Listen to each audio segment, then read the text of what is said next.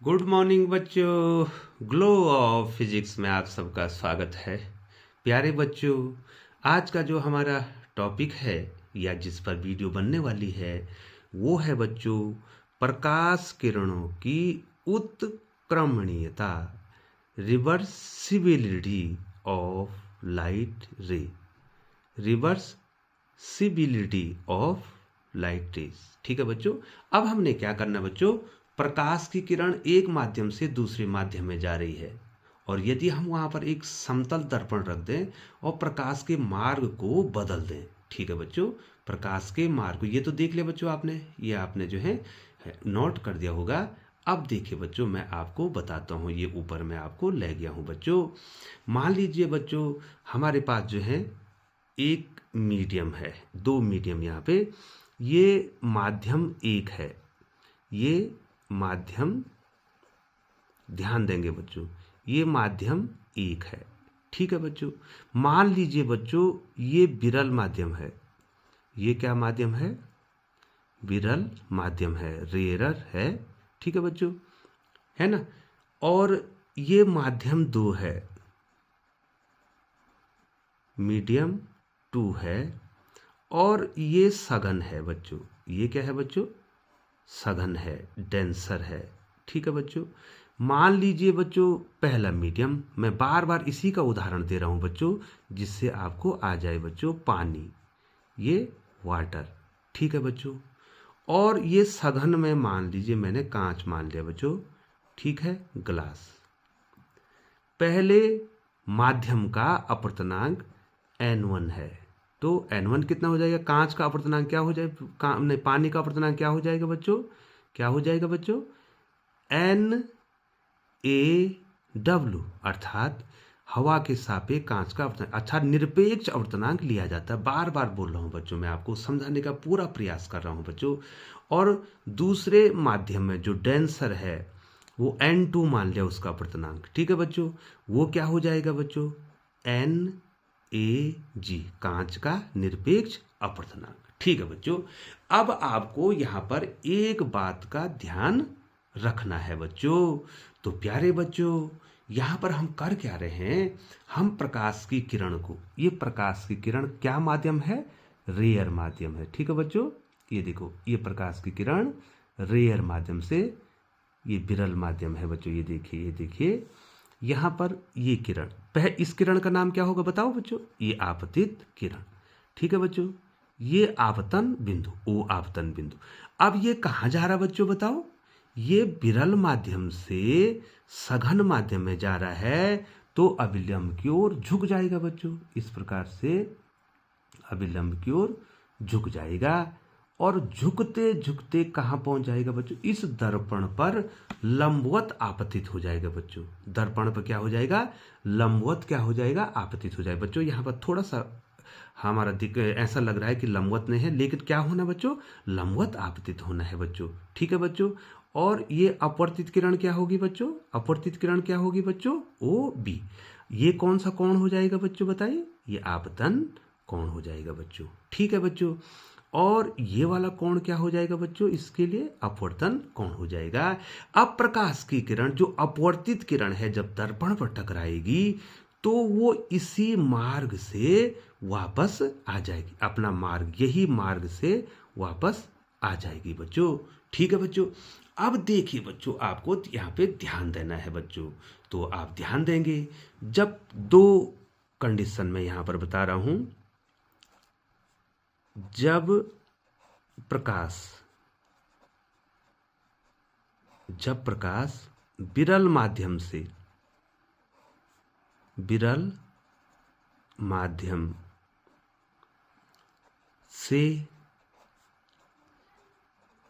सघन माध्यम, अर्थात पानी से कहां जा रहा है, कांच में जा रहा है, सघन माध्यम में जा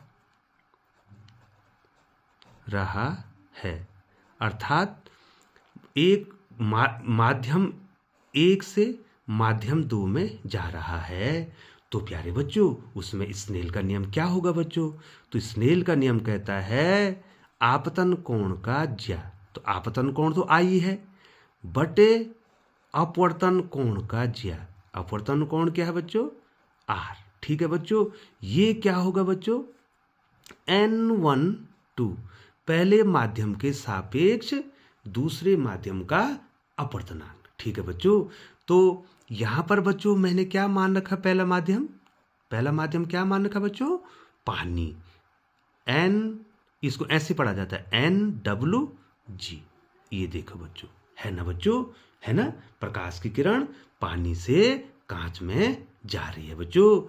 तो प्यारे बच्चों, ये हो गया इक्वेशन नंबर 1। अब दूसरी स्थिति जो है, जब हमने यहां पर दर्पण लगाया, समतल दर्पण, अब प्रकाश इधर से आ रहा है। ठीक है, तो इसके लिए आपतन कोण क्या हो गया? जब प्रकाश यहां से आएगा तो आपतन कोण क्या हो गया? आर। और अपवर्तन कोण क्या हो गया बच्चों? आई हो गया बच्चों। ठीक है, जब प्रकाश सघन माध्यम से, अब वो लौट गया है बच्चों, सघन माध्यम से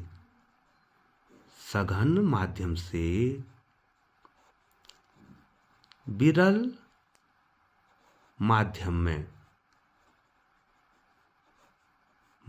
में जा रहा है।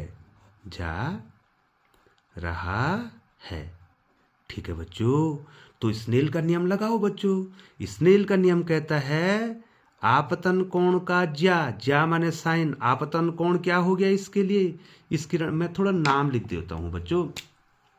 ये किरण 1 है बच्चों, ये किरण 1 है, और ये किरण क्या है बच्चों? 2 है। ठीक है बच्चों, जो वापस आ रही है बच्चों। तो अब प्रकाश की किरण दूसरे माध्यम अर्थात कांच से कहाँ आ रही है बच्चों? पानी में आ रही है। तो अब उसके लिए आपतन कोण क्या हो गया बच्चों? आर हो गया। ठीक है बच्चों, साइन आर, और बटे अपवर्तन कोण क्या हो गया बच्चों? आई हो गया। ये देखिए बच्चों, हुआ कि नहीं हुआ बच्चों? आई, ये देखिए। और ये क्या होगा? अब क्या बोलेंगे बच्चों?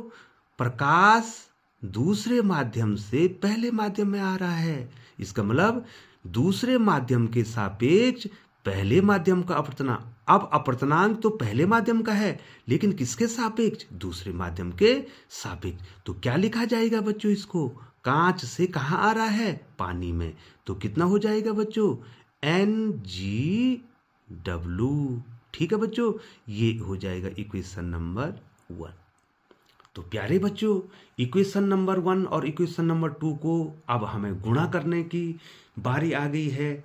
क्योंकि बच्चों, यदि हम इक्वेशन नंबर 1 और ये देखो, इक्वेशन नंबर 1 ये है और इक्वेशन नंबर 2 ये है। अगर हम इसको मल्टीप्लाई करते हैं तो आई से कैंसिल हो जाएगा, आर से कैंसिल हो जाएगा, और हमें 1 प्राप्त हो जाएगा बच्चों। तो प्यारे बच्चों, अब हम क्या करते हैं? समीकरण 1 तथा समीकरण 2 को गुणा करने पर, ठीक है बच्चों, हमें आवश्यकता है, ठीक है बच्चों, हम जबरदस्ती गुणा नहीं कर रहे हैं, हमें आवश्यकता है कि हम जो है इस वैल्यू को 1 के बराबर कर दे बच्चों। तो क्या हो जाएगा बच्चों? देखिए बच्चों, बायां पक्ष क्या है बच्चों? क्या है बच्चों? साइन आई। ये देखिए बच्चों, थोड़ा ऊपर खिसका देता हूं बच्चों। ये देखिए, दिखाई दे रहा है आपको? इक्वेशन नंबर 1 दिखाई दे रहा है सबको? हाँ बच्चों, साइन आई बटे साइन आर इंटू बाएं बाएं पक्ष गुणा हो जाएंगे, साइन आर बटे साइन आई इक्वल टू, यहां क्या है बच्चों?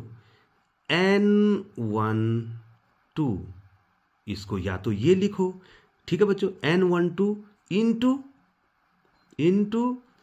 N21 ये लिखा, या इसको क्या लिख सकते हैं बच्चों?